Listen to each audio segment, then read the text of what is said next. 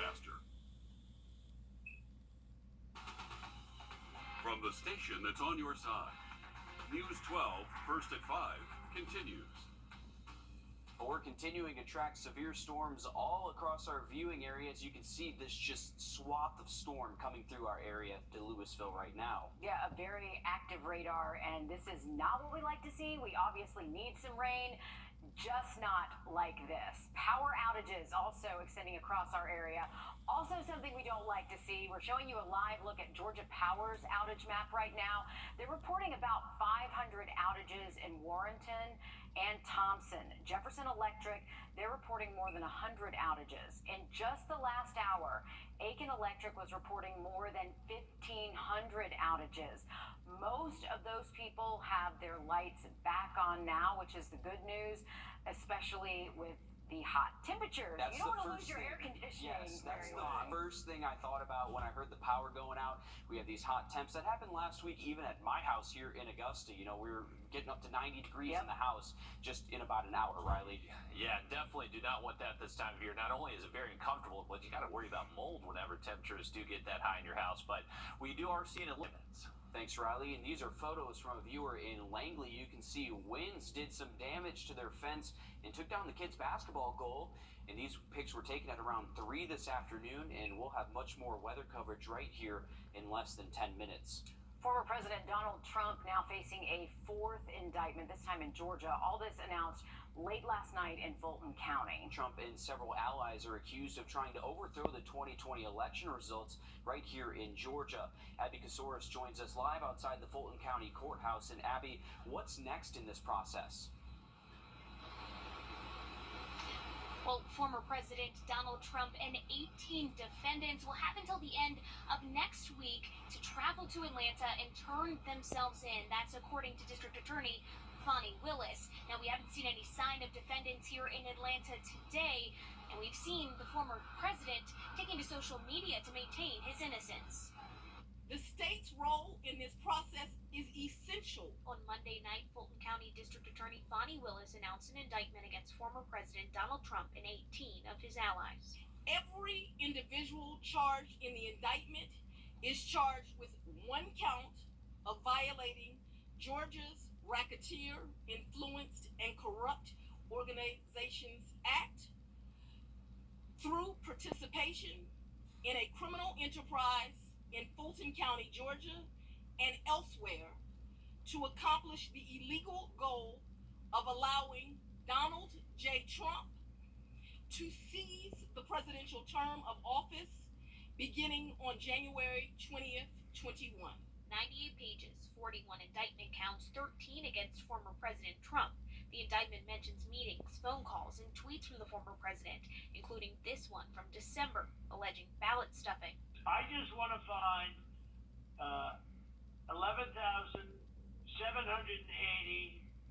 votes. And this infamous phone call to Secretary of State Brad Raffensperger. Republican political commentator Brian Robinson says this case is not likely to sway public opinion. Minds are made up. Nothing new is going to come out.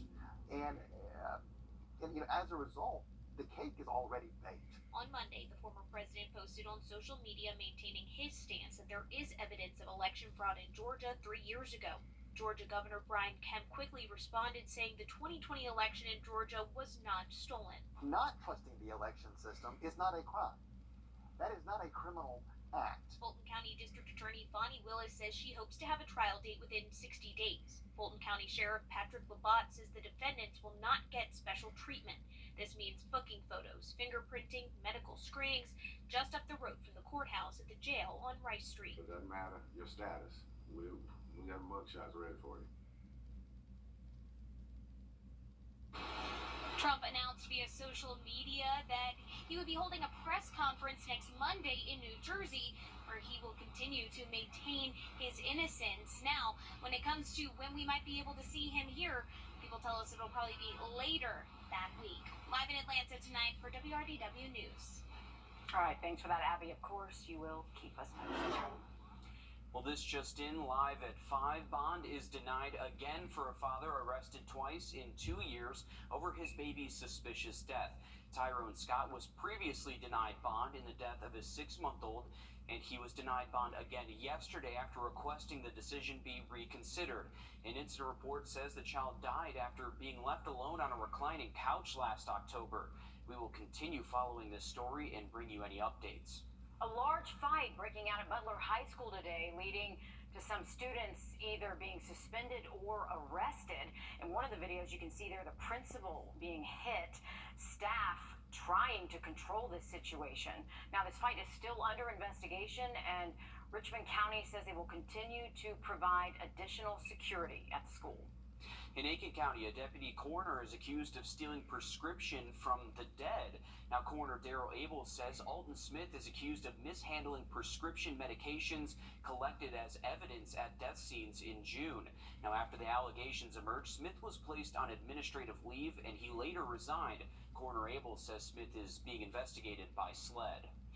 It's not November, but in Aiken County, voters are heading to the polls.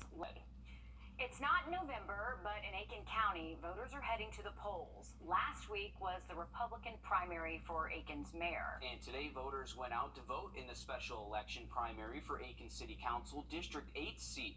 This after Willard Hightower stepped down after decades of service. Taylor Martin is live at the Leslie B. Price Senior and Youth Center in Aiken. And Taylor, what was the voter turnout like for today's election? Well, while voting seems to be the hot topic in Aiken County for the last couple of weeks, leaders with the Aiken County elections say the numbers don't back it up. It's a historic time in Aiken with the first special election in 36 years for the County Council District 8 seat and the first mayoral runoff in 8 years.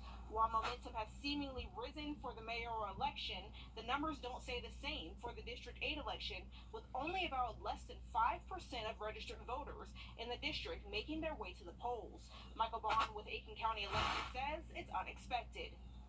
We thought there would be a larger turnout since he held the seat for so long, and it being a Republican and Democratic primary, we thought there'd be a larger turnout. All new on News 12 at 6 o'clock, I spoke with a few voters who tell me what they'd like to see change in District 8 or stay the same. All right, thanks, Taylor, for keeping us updated with that. Augusta Commission approving 2 proposed housing projects. Cool stuff there. Super exciting. A kitchen helping individuals with disabilities experience the working world. We'll have more on the Busy Bakers program coming up. Riley? And we have a new thunderstorm warning in effect for southern Screven and Allendale County that will stay in effect over the next 45 minutes. 60-mile-per-hour gusts and quarter-size hail. Radar update coming up just after the break. Friday. All right, thanks, Riley. Gosh, that felt cold. Right here in our community, people are working to make sure everyone gets a chance to live their own dream. The Busy Bakers program isn't just a chance for people with disabilities to test their skills in the kitchen. It's also an opportunity to make money and gain valuable experience. Our Will Volk shows us the sights and the smells. This kitchen is like a family. When I walk in, it smiles and, hey, Miss Alicia, and that just does it for me. That's it. That's enough. Okay. It's a family Alicia Humans has led for 5 years. She supervised the Tri-Development Center's Busy Bakers program. It's a great training for them to prepare them to go out into the real world to work. It prepares them, I'll say, just about for anything. Here, individuals with disabilities are getting real-world experience making food. 5 days a week, they're in this kitchen making breakfast, lunch, dinner, and dessert. It's very educational. You learn from your mistakes. Love it. I wouldn't change it for anything. I wouldn't change for nothing. For them, it's a real job. They're making real money and getting real experience. It's useful experience for people like Nicole Boswell, who dreams of having her own bakery. I'm following in my grandmother's footsteps. She used to bake, and I watched her over many, many years growing up. She discovered baking through family. Now she's thrilled getting to bake with this family. They're great friends, and they're like part of my family. In Aiken, Will Volk on your side. And anyone can order from the Busy Bakers. If you're interested, we have a link for more information on our website, wrdw.com. This just in, live at 5. Murdoch co-conspirator Corey Fleming sentenced to nearly 4 years in federal prison. The 54-year-old pleaded guilty to federal conspiracy. He admitted to conspiring with former attorney Alec Murdoch to defraud the estate of the Murdoch's former housekeeper and obtain money through false and fraudulent pretenses. Have you seen those Facebook posts saying you can remove ads and see more friends just by copying and pasting? One is a hoax. The other is true. I'm Jamie Tucker. I'll show you the difference coming up. Well, there's a viral post going around Facebook saying there's an easy way to help you see less ads and more posts from people that you follow. And this post is not a hoax like some in the past. Our consumer tech reporter Jamie Tucker explains.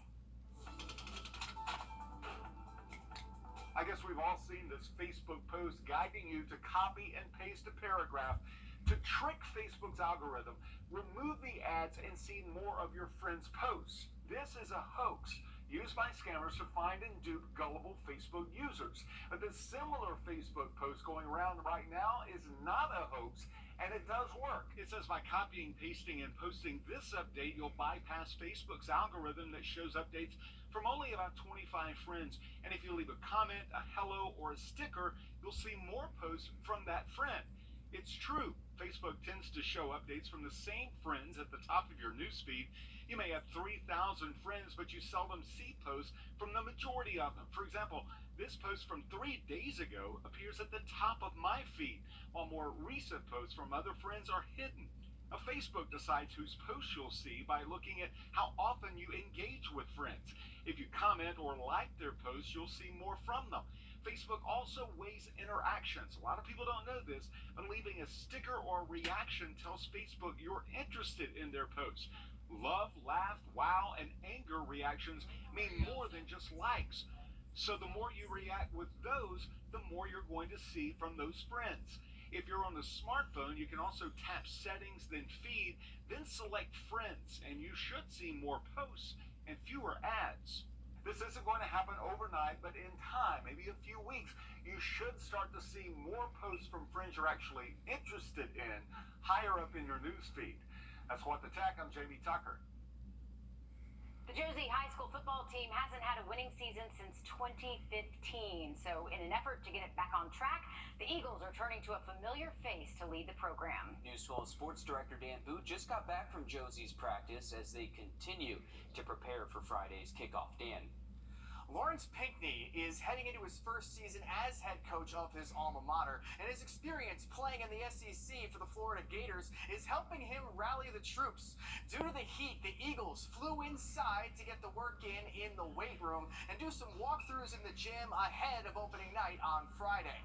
The players I spoke with say their mentality is just different this year because more of their teammates are buying into the process of what it takes to do their best on a daily basis. We'll hear from Josie later on this evening about what they can do to capture that first winning season since 2015.